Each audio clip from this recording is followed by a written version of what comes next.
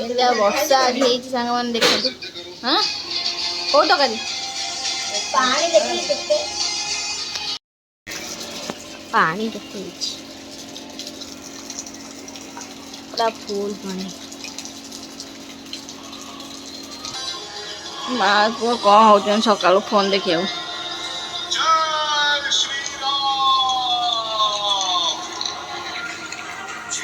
ଆଉ ତୁ ଘୁମେଇଲୁଣୁ, ତୁ ଘୁମେଇଲୁଣୁ ଶୋଇବୁ।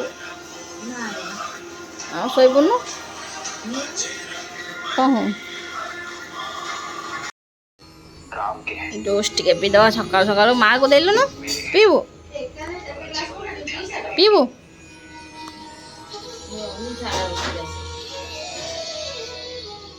ହଉ ଯା ବସିକିଆ।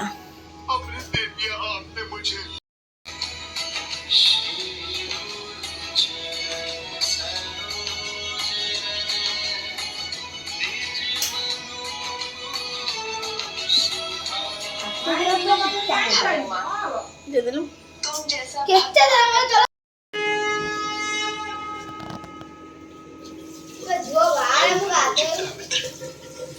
ରାଗ ମତେ ରାଗ ଲାଗିଲା, ରାଗ ଲାଗିଲା। ଛି ଛି ଛି ଛି। ମାକୁ ତ ନିଦ ନଥିଲା, ତାର କିଛି ବନେଇବାକୁ ଇଚ୍ଛା ନଥିଲା, ସେଥିପାଇଁ ମୁଁ ଭାବିଥିଲି ରୂପାଙ୍କର କ'ଣଟା କରି ଖାଇଦେବ। ତ ସକାଳୁ ଖାଇଦେଇ ଦୋକାନ ପଳେଇଯିବାର ଅଛି, ତ ଭାବିଥିଲୁ ଆଣ ତ ଅଛି, ତ ଆଣ ଟିକେ ଥିଲା ଯେହେତୁ ପିଆଜ ପିଠା ଟିକେ ବନେଇକି ଖାଇଦେବୁ। ପିଆଜ ପିଠା ଟିକେ କରିଦେଲେ ସମସ୍ତେ ଖାଇ ଦେଇଥିଲୁ, କାରଣ ବହୁତ ଆଣ ଥିଲା, ଟିକେ ନଥିଲା ବହୁତ ଆଣ ଥିଲା, କାରଣ ସମସ୍ତଙ୍କୁ ହେଇଯାଇଥିଲା। ଇଏ ତ କାଳିଆ ଜମା ବି ଖାଇବନି, ଦିଦିଙ୍କ ସାନ ପୁଅ ଜମା ବି ଖାଇବନି ସେ ପିଠା ପିଆଜ ଫିଆଜ ପଇଲେ। ଖାଲି କହିବ ଆଳୁ ଖାଇବ, ଭାତ ଖାଇବ, ଡାଲି ଖାଇବ, ପାମ୍ପଡ଼ ଖାଇବ, ଆଉ କିଛି ଖାଇବନି। ସେ ଗୋଟେ ଏମିତି ପିଲା। ତ ସେ ତାର ଖାଇଥିଲା ଚାହା ଆଉ ବିସ୍କୁଟ୍। ଆମେ ସମସ୍ତେ ପିଠା ଖାଇନଥିଲୁ, ପିଆଜ ପିଠା। ଆପଣମାନଙ୍କ ଭିତରୁ କାହାକୁ ପିଆଜ ପିଠା ଖାଇବା ଭଲ ଲାଗେ କମେଣ୍ଟ କରି ନିଶ୍ଚୟ କହିବେ। ଆମ ସମସ୍ତଙ୍କୁ ବହୁତ ସାରା ଭଲ ଲାଗେ ପିଆଜ ପିଠା ଖାଇବାକୁ। ଇଏ କ'ଣ କଥା ଦେବେ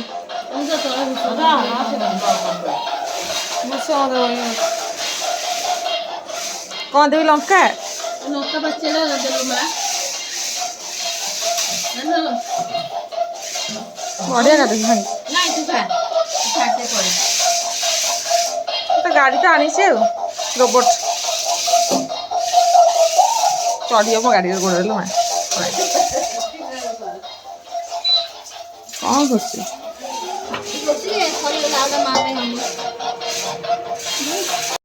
ଆମର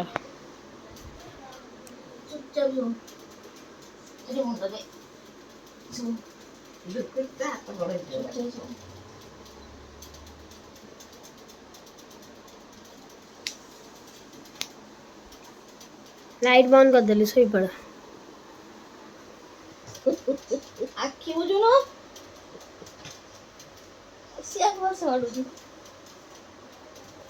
ଯାଉଛି ତ ଶୋଇପଡ଼। ଚିନୁ ଆଣ୍ଟି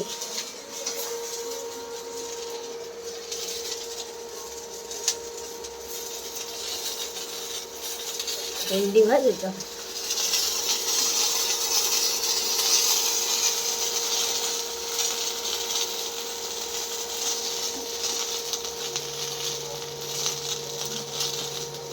କ'ଣ କରିବ? ଭେଣ୍ଡି ତ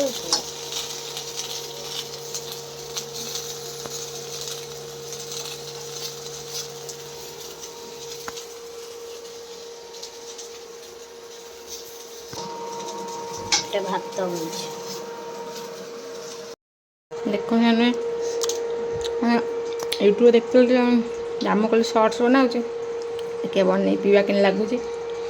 ୟୁଟ୍ୟୁବରେ ଦେଖୁଥିବା ପ୍ରତ୍ୟେକ ରେସିପିକୁ ରିକ୍ରିଏଟ୍ କରିବାକୁ ଭଲ ଲାଗେ।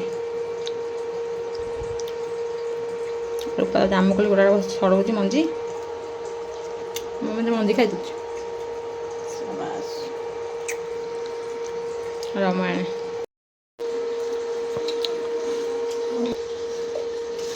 ଟିକେ ମିଠା ପାଇଁ ପକାଇବା, ହାଲକା ମିଠା ଆସିବ।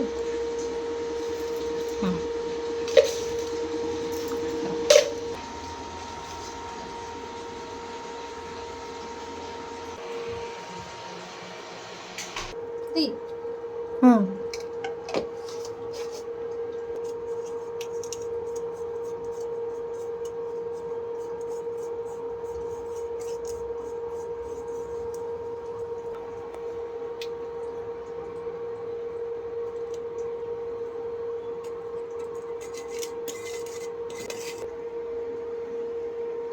ଆରାମସେ 1000 କ'ଣ 200 ନା ମ ଯେତିକି ଦରକାର ସେତିକି କଲୁ।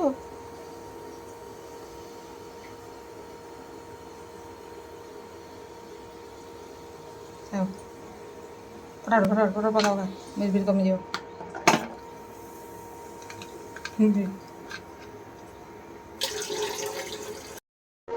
କିଅ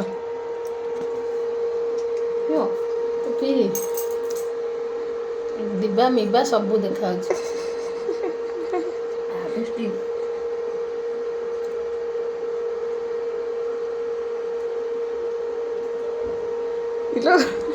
ବାବୁଜୀ ମଦ ପିଉଛି।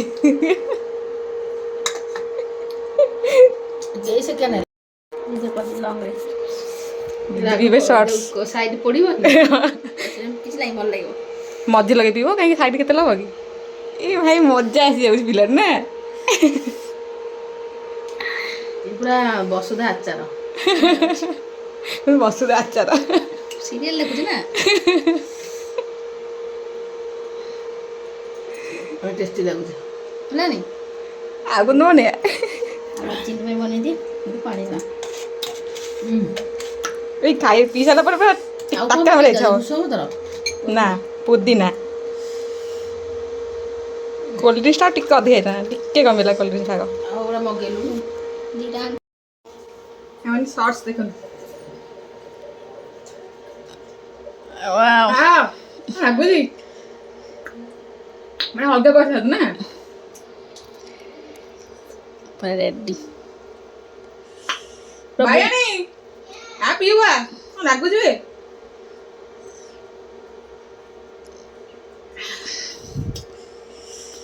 ବେଶୀ ଟେଷ୍ଟ ଲାଗୁଛି ଲଙ୍କା ସାଙ୍ଗେ ଖାଇଲା ପିଲା। କୁଆଡ଼େ ଏଇପଟେ ପୁଏ ସେପଟେ ଲଙ୍କା ଲାଗିଛି। ସିଆଡ଼େ ଯା।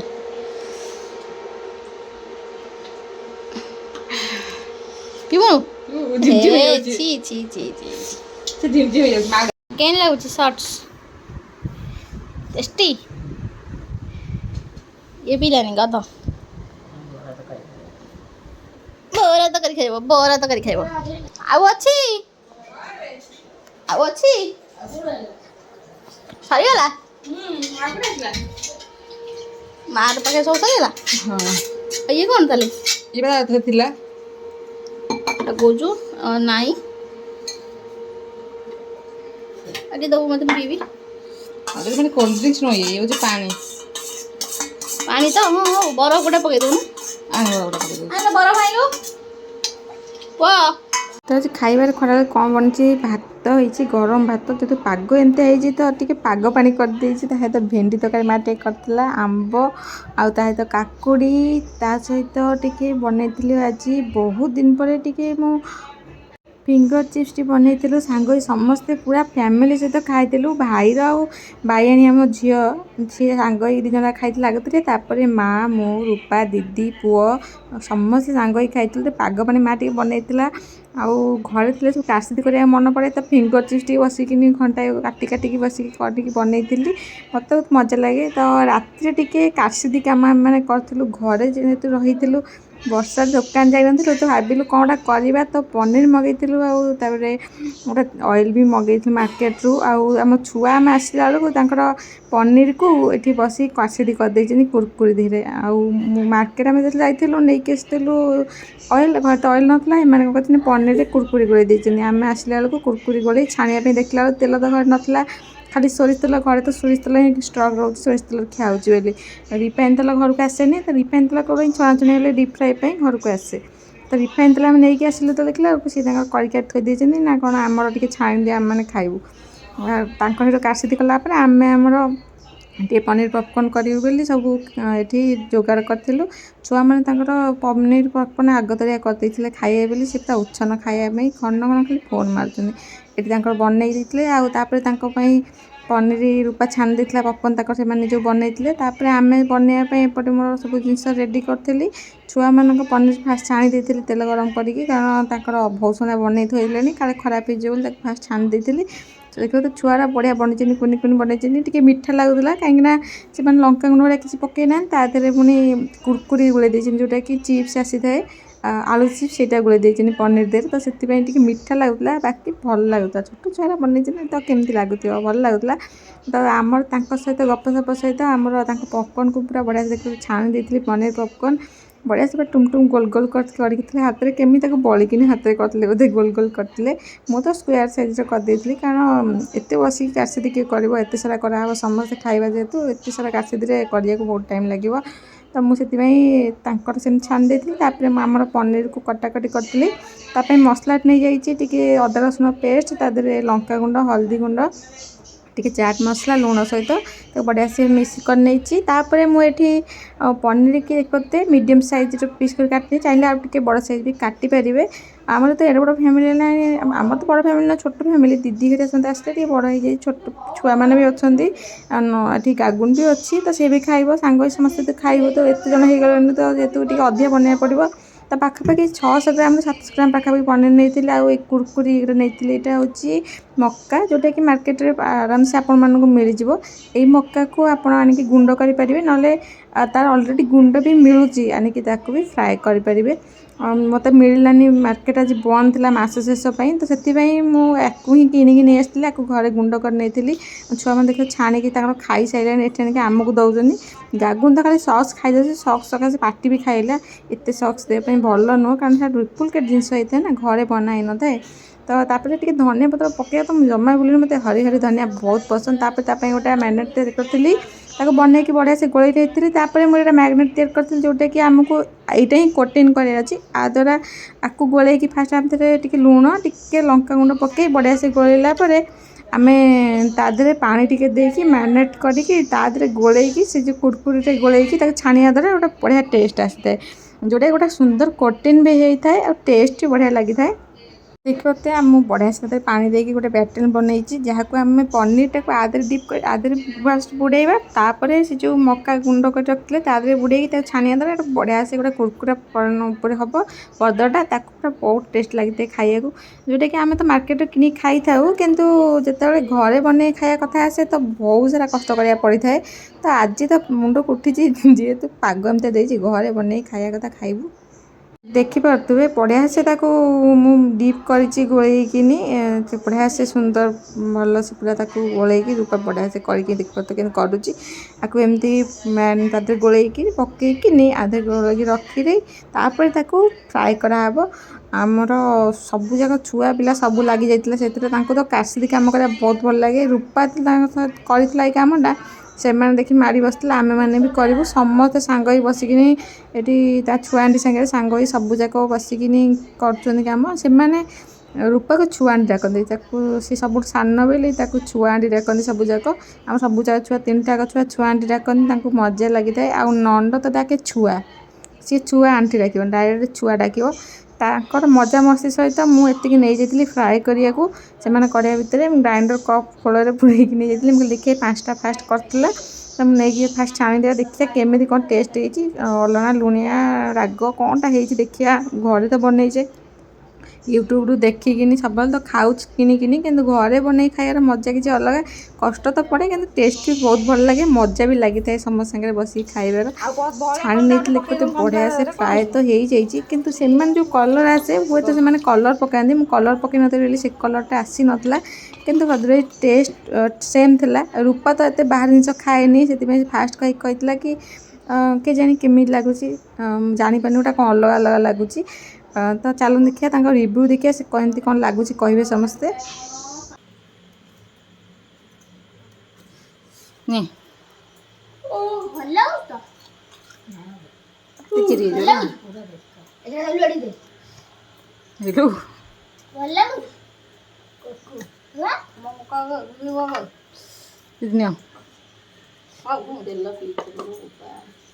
ତେଲ ପିଇଥିଲ ଉପା ନେବେ ଆଣିବା ଖାଉଛି ମା ସାଙ୍ଗରେ ଖାଇବି, ଖାଅ କମି କମି ଯାଉଛି।